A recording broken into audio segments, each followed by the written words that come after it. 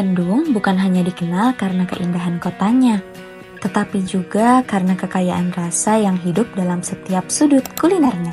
Dalam perjalanan gastronomi ini, kami menelusuri jejak kuliner legendaris yang tidak hanya menghadirkan makanan, tetapi juga menyimpan sejarah, budaya, dan identitas yang terus diwariskan dari generasi ke generasi.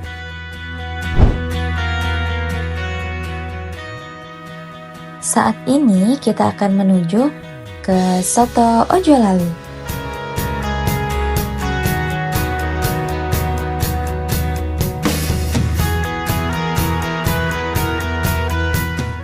Perjalanan pertama dimulai dari Soto Ojolali, kuliner khas Bandung yang mendapat pengaruh budaya Tionghoa.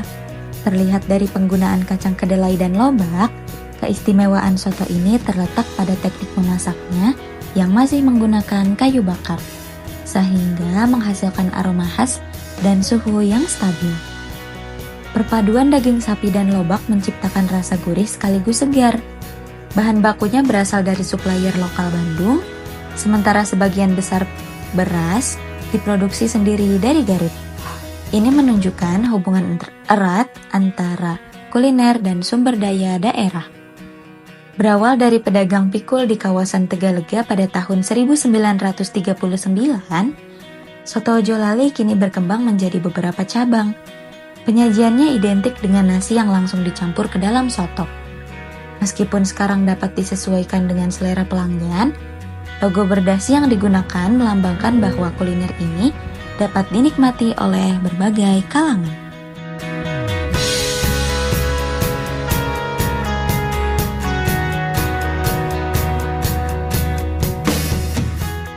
Soto khas yang berkembang di Bandung ini memiliki kuah bening gurih dengan bahan utama daging sapi, bawang, jahe, dan serai. Dagingnya direbus lama sehingga menghasilkan rasa ringan dan segar. Tekstur dagingnya juga lembut. Biasanya disajikan bersama nasi, sambal, dan jeruk nipis. Kini, Soto Ojolali hadir dengan variasi modern seperti kikil dan kuah yang lebih kental.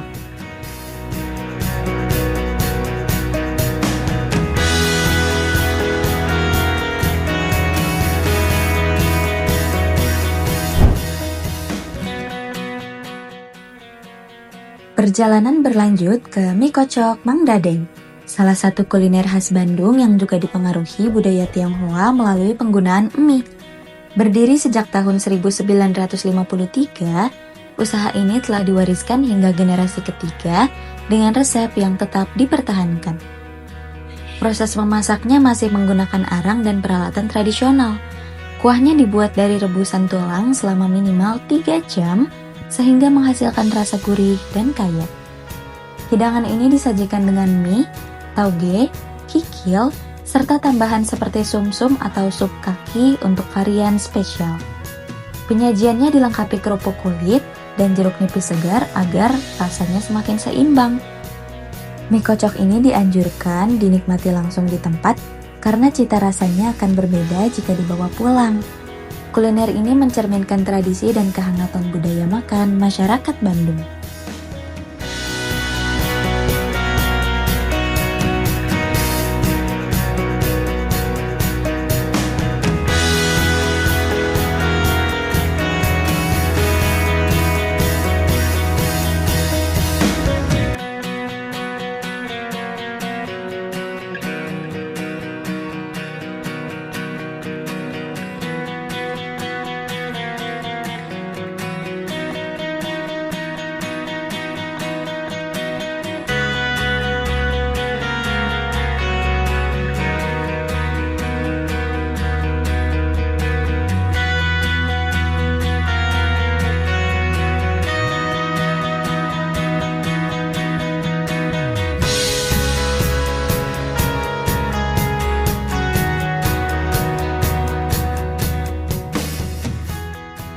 Hidangan ini terdiri dari mie, kikil, tauge, dan kuah kaldu yang gurih.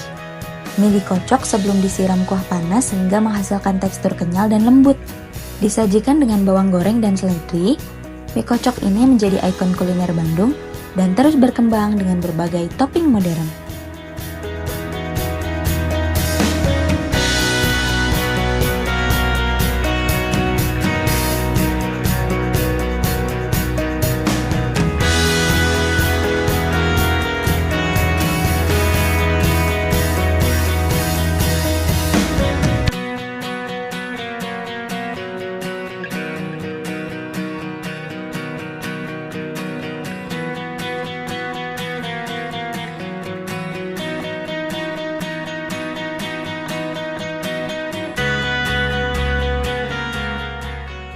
Kita menuju tempat selanjutnya yaitu roti gempol.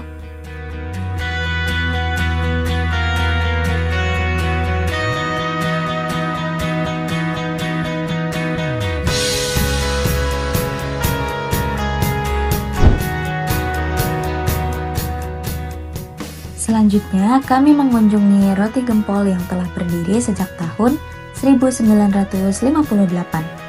Kini roti gempol dikelola oleh generasi ketiga. Berasal dari Salatiga, usaha ini berkembang di Bandung tanpa meninggalkan resep aslinya.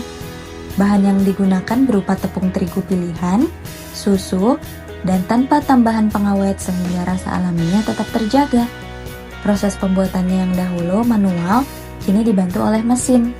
Namun nilai tradisionalnya masih dipertahankan. Roti ini memiliki tekstur lembut dengan mayones buatan sendiri sebagai ciri khasnya.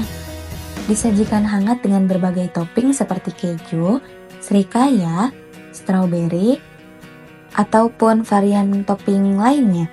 Roti gempol menjadi bagian dari budaya kuliner dan kebiasaan masyarakat Bandung hingga sekarang.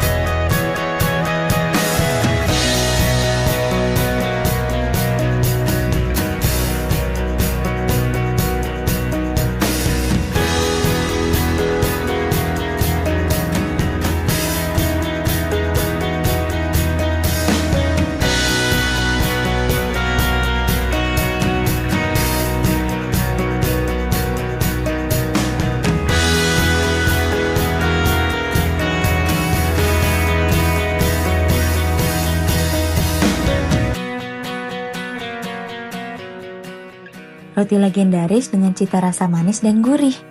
Roti ini dipanggang hingga renyah, namun tetap lembut di dalamnya. Lalu disajikan hangat dengan berbagai topping seperti meses dan keju. Selain menjadi kuliner nostalgia, kini roti gempol juga hadir dengan topping yang kekinian.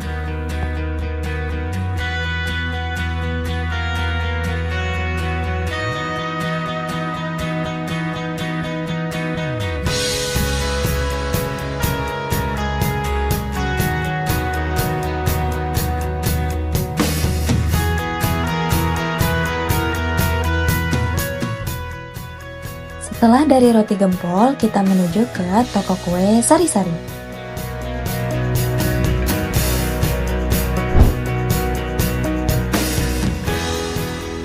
Destinasi berikutnya adalah toko kue Sari-Sari, toko jajanan pasar legendaris di Bandung yang sudah berdiri sejak tahun 1967.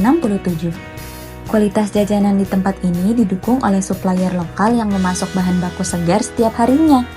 Bahan distribusinya menjangkau kota lain seperti Jakarta.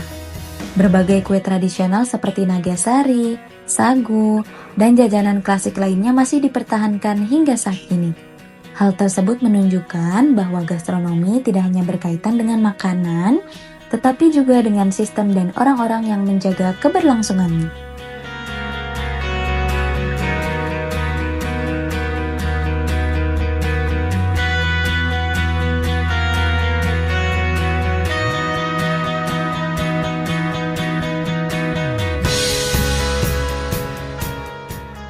Chongfan, jajanan khas Tionghoa yang populer di Indonesia.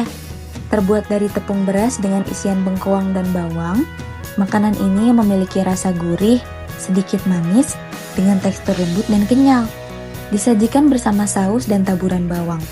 Chongfan menjadi perpaduan budaya kuliner Tionghoa dan lokal yang kini hadir dengan berbagai inovasi isian.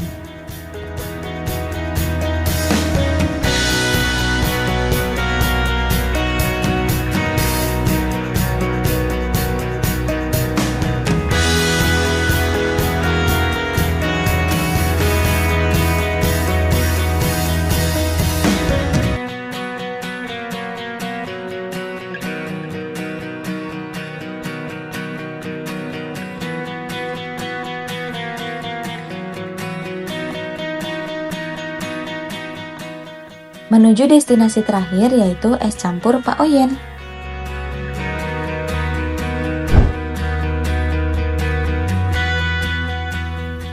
Destinasi terakhir adalah es campur Pak Oyen.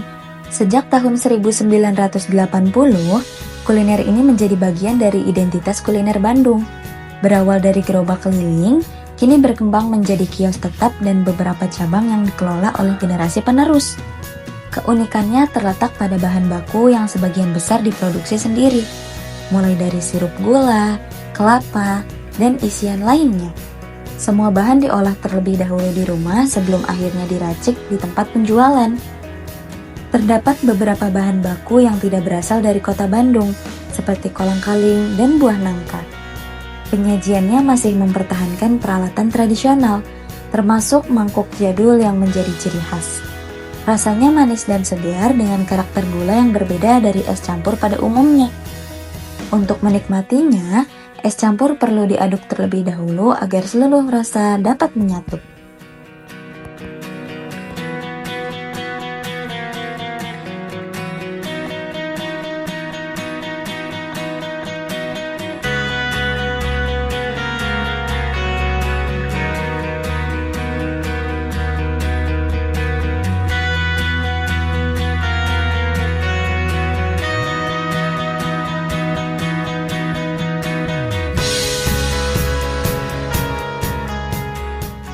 Minuman legendaris khas Bandung, berisi alpukat, kelapa, cincau, susu, dan sirup yang dicampur dengan es serut. Minuman ini memiliki rasa manis, segar, dengan tekstur yang beragam. Kini, es campur Pak Oyen tetap mempertahankan cita rasa khasnya sambil menghadirkan berbagai topping modern.